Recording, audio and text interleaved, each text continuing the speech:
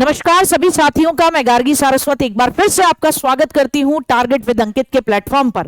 जैसा कि आप सबको पता है कि 2024 के अंदर सीटेट का दूसरा फेज आपको 7 जुलाई के एग्जाम के रूप में देखने को मिलेगा, जिसका नोटिफिकेशन बहुत अच्छी तरीके से सीबीएसई की वेबसाइट पर आ चुका है। तो अब अपनी तैयारी कैसे करें, किन टॉपिक्स को बेहतरीन तरीके से करें कि जो सीडीपी 30 नंबर की आती है उसके 25 नंबर अपनी झोली में डाल लें। किन टॉपिक्स पर हमारा फोकस होना चाहिए जो रिपीटेडली हर बार हर एग्जाम में आते हैं और 2-2 3-3 नंबर के होते हैं, और अगर उनको समझ लिया तो आप यकीन मानिए ऐसे 10 टॉपिक आपको आज बताऊंगी जिनसे आपके 25 नंबर सीधे झोली में आएंगे। तो देखते हैं बिना समय गंवाए कि कौन कौन से हैं वो आपके टॉपिक। एक टॉपिक है सोशलाइजेशन, सामाजिकरण।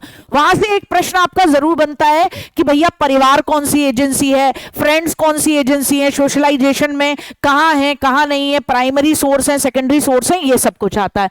दूसरे की बात करें तो कुछ इंपॉर्टेंट थ्योरीज हैं जो रिपीटेडली पूछी जाएंगी। एक इसके अंदर प्याजे साहब है, दूसरे इसके अंदर वाइगॉत्स्की साहब है और तीसरे आपके कोलबर्ग साहब है। प्याजे साहब हुए, कोलबर्ग साहब हुए, वाइगॉत्स्की साहब हुए, डेफिनेटली पूछे जाएंगे, हर हालत में पूछे जाएंगे। प्याजे साहब 2 नंबर में पूछे जाते हैं, कोलबर्ग भैया जो हैं वो 2 नंबर में पूछे जाते हैं। वाइगॉत्स्की साहब का भाषा और विचार वाले टॉपिक को मिला के ये भी 2 नंबर में आपसे पूछे जाते हैं। तो कुल मिलाकर ये आपका 6 नंबर इधर प्रोवाइड करा देता है। बुद्धि टॉपिक है आपका इंटेलिजेंस का, इसमें से मल्टीपल इंटेलिजेंस थ्योरी यानी कि हार्वर्ड गार्डनर साहब का सिद्धांत से संबंधित एक प्रश्न जरूर मिलता है, हमेशा देखने को मिलेगा। जेंडर यानी कि लिंग टॉपिक जो है उससे भी एक क्वेश्चन आपको देखने को मिलता है, चाहे ये पूछ लें कि ये जेंडर स्टीरियोटाइप है, जेंडर पैरिटी है, जेंडर समानता है, जेंडर बायसनेस है, कुछ भी आ सकता है कि क्लास कैसी होनी चाहिए टीचर की, कैसे भी पूछ सकता है, लेकिन जेंडर टॉपिक से एक क्वेश्चन पूछेगा, अंडरस्टैंडिंग होनी चाहिए। इंक्लूसिव एजुकेशन वाला टॉपिक है, वहां से 5 नंबर आपके बन के आते हैं, बहुत इंपॉर्टेंट क्वेश्चंस रहते हैं। इंक्लूसिव एजुकेशन पे कि कौन सी डिसेबिलिटी है, क्लासरूम कैसी होनी चाहिए, अगर क्लासरूम ऐसी है तो टीचर क्या करेगा, इस तरीके की बच्चों की प्रॉब्लम का क्या निदान होना चाहिए, एक बच्चा जिसके अंदर अधिगम अक्षमता है उसके लिए क्या करना चाहिए। तो इंक्लूसिव एजुकेशन का जो कंसेप्ट है वहां से भी आता है। दूसरा संज्ञान और संवेग यानी कि कॉग्निशन एंड इमोशन, क्या कॉग्निशन एंड इमोशन से भी आता है। इस कॉग्निशन में 2022 से मेटाकॉग्निशन जिसे अधिसंज्ञान कहते हैं उसके भी प्रश्न पूछे जाने लगे। तो कॉग्निशन, मेटाकॉग्निशन और इमोशन, इमोशन क्या है, इस अवस्था में कौन सा इमोशन देखने को मिलेगा क्लासरूम के अंदर, या किस इमोशन में बच्चा ज्यादा अच्छे तरीके से पढ़ पाएगा, इस तरीके के प्रश्न आपको देखने को मिलेंगे।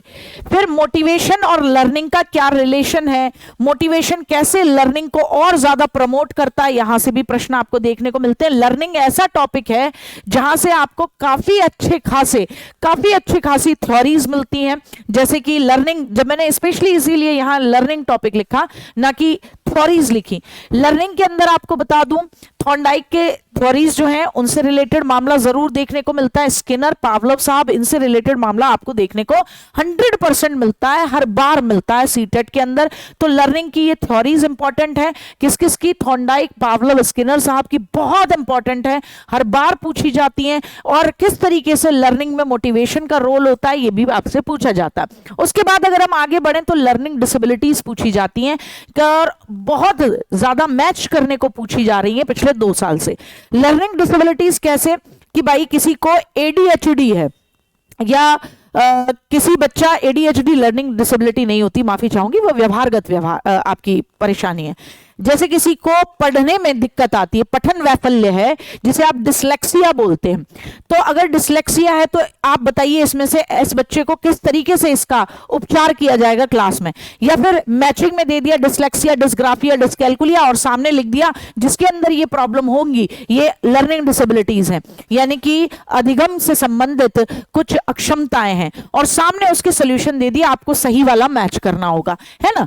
एनईपी 2020 बिल्कुल फोकस फोकस करना है क्योंकि आपका पूरा पेपर ही एनईपी 2020 पे बेस्ड है, न केवल सीडीपी। आपको बता दूं, विशेष तौर पर ध्यान दीजिएगा, न केवल सीडीपी बल्कि आपके किसी भी सब्जेक्ट की पेडागोजी होगी वो आपसे एनईपी 2020 के बेसिस पर ही आनी है, क्योंकि अब जरूरत है ऐसे टीचर्स की जिनकी एक प्रॉपर अंडरस्टैंडिंग हो, जो समझते हो कि नई शिक्षा नीति उनके माध्यम से बच्चों में क्या डालना चाहती है। वहां से जरूर आएगा। असेसमेंट इवैल्यूएशन ऐसा टॉपिक है जहां से प्रश्न बनना ही बनना है, हर बार बनता है। असेसमेंट क्या है, इवैल्यूएशन क्या है, और इसमें सही स्टेटमेंट छांटिए, जरूर बनता है। एनसीएफ 2005 2022 दोनों पूछा जाता है, उनसे संबंधित प्रश्न आपके बनेंगे ही बनेंगे।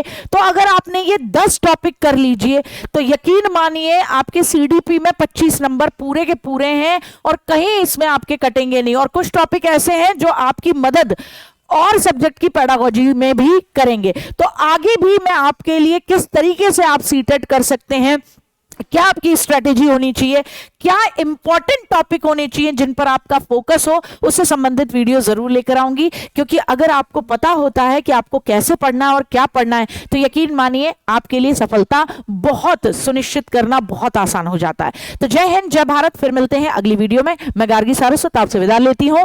बहुत बहुत धन्यवाद।